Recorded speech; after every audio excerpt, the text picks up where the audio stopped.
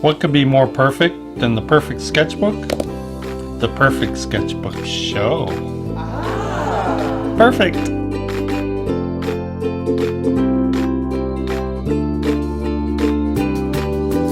Hello Minders, welcome back to the Mind of Watercolor. Got an interesting program for you today. I've been asked to participate in the Perfect Sketchbook Show, which is going to take place in Singapore in March. It's a very great honor. I mean, I love the Perfect Sketchbook. Erwin Leon did such a wonderful job putting this together. I'm in the company of some very fine artists out there that are using this book, so feel honored to even be considered among them. So anyway, we were sent these books and they're personalized, and we could do as many sketches as we want or just a spread. A spread is really about all I had time for before sending this back. And here it is. This is a center spread, and we were allowed to include some developmental sketches, and I have some detail, and I just had a blast doing this. And it's just so nice working on great paper. This is Fabriano Artistico, which is a fabulous paper. I decided to do some scenes from the high Appalachians, which are from the area that I live in. I did some little study details of some of the elements, the Queen Anne's lace, the weathered rock, the Fraser firs, a couple little compositional studies for this piece. And these are going to be framed and sold for people who might want to buy them if you happen to be in Singapore. So what I'm going to do today is just show you some video, some highlights of me painting this spread. And I'll have a few voiceover comments, and I hope you enjoy it. We'll get right to it. Ready, buddy? Ready. All of us participating in the show got these gorgeous, new, fresh, untouched Perfect Sketchbooks with our names embossed on them. And the idea is to put a painting or two or three in the center spread, which I did and began taping off. I wanted to get some nice clean edges, so I decided to do one painting on each side of the spread, and then I decided to do some little detail studies down below them. Here I'm doing a little study of some of the rock formations that will be in the painting. I'm using a gray, sort of a slate gray watercolor pencil. It's a nice way to do little sketch studies, because afterwards you can add toning and little spots. It's actually my favorite way to use watercolor pencil.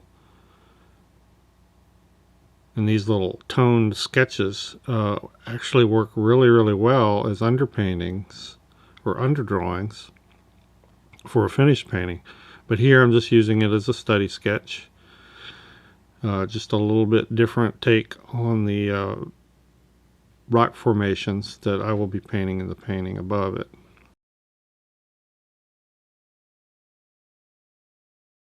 And here I'm doing the same thing with the fir trees. The scenes I chose were from some of my favorite areas in the high Appalachians. We live in the foothills of the Appalachian Mountains in South Carolina, and we're just a short drive from some of the higher elevations.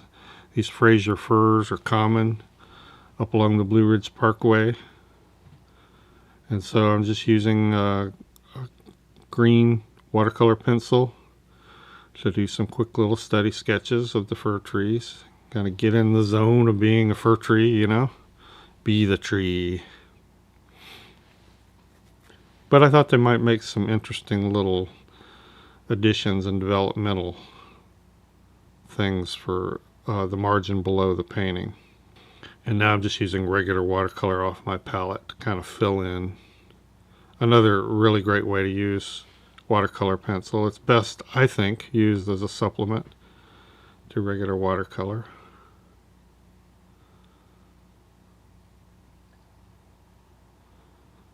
You do these little detailed studies, you know, you just kind of try to get in the zone of understanding the details of what you're about to paint. And here I'm drawing in the whole scene ahead of time with watercolor pencil. A lot of times I like to do that because it primarily disappears once you start painting. And we're laying in the basic washes now. trying to create some interesting layers of vegetation in the foreground around those rocks to kind of root those rocks down into the ground.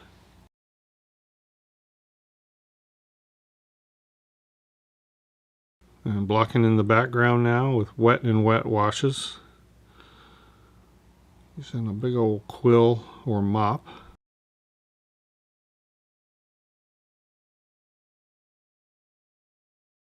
And this is going to skip through fairly rapidly because I have a lot to cover, but I'm trying to just hit some of the highlights. You can see that tree more towards the foreground here. I'm starting it while the wet and wet washes in the background were wet, I lifted for some of the highlights. Now I'm negative painting around it to help define it more.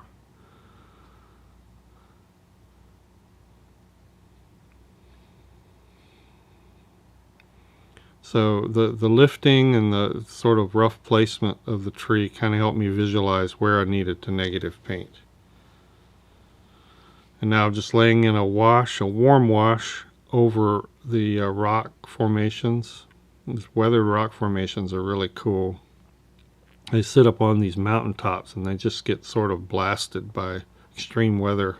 Staying cooler in the shadows, and I wanted to add some soft shadows while it was still wet, but you'll see a little later I go and define the shadows a little more as it dries. So I did a lot of work on the trees, you can tell. I didn't record that, but basically the details on the trees above were just adding paint, wet on dry, to define a few of the trees that I wanted to stand out with slightly darker paint. So now I'm beginning on the linear detail of the rocks, and it had a lot of linear detail. It had these sort of striations that I thought were really cool. I'm putting those in now.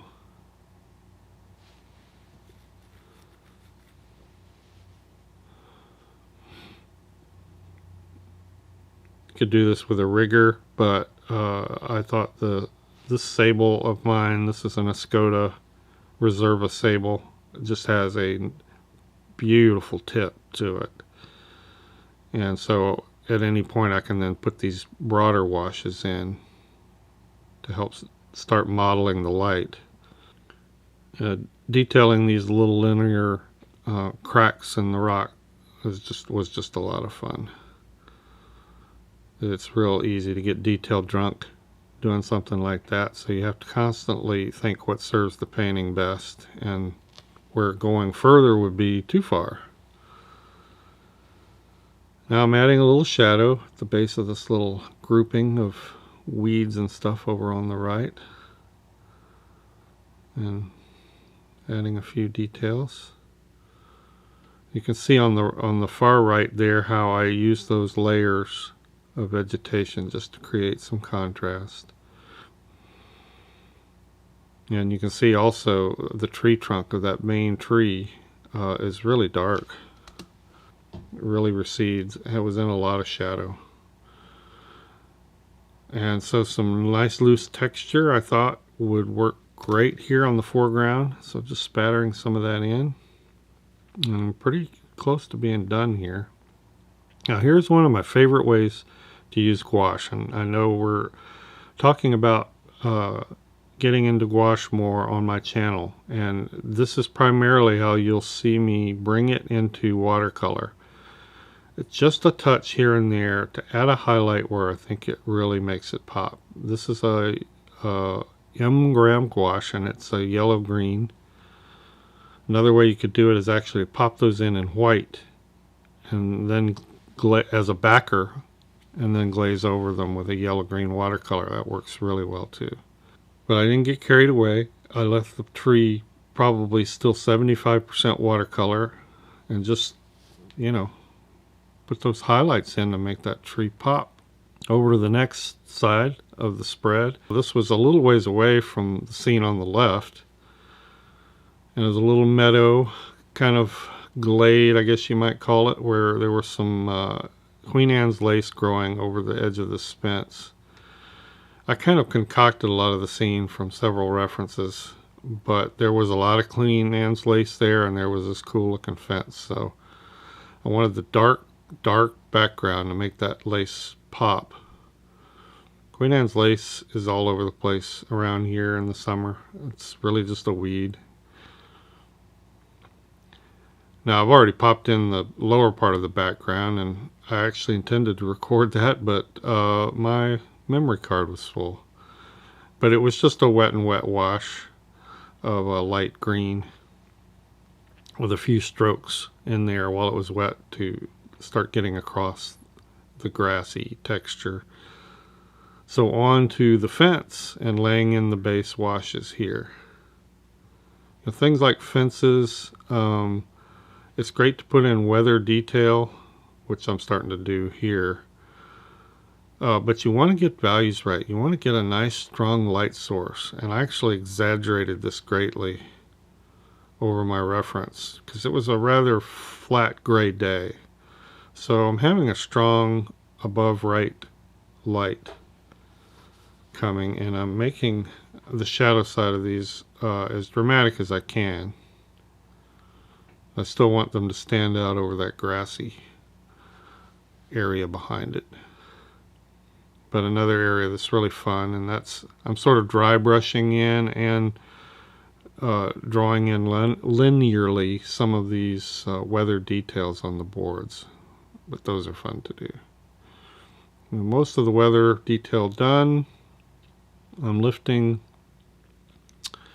the mask on the Queen Anne's lace. And here we jump ahead again. I'm just showing you another spot where gouache is perfect.